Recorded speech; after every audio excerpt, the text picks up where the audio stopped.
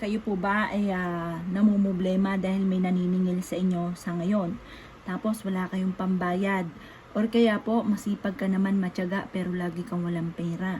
Asya mga bossing ko, mainam na subukan nyo po ito. Ito ay sangkap lamang para higit ka na maka-attract ng swerte. Numero 1, sipag at tiyaga talaga mga bossing.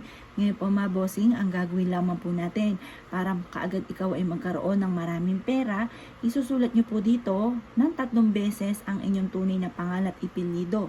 Halimbawa po ay ganito, Apple Baguio. Gagawin niyo po ito ng mga bandang alas 7 lamang ng umaga mga bossing na nakaharap ka sa gawing silangan at paulit-ulitin magkakaroon ako ng maraming pera.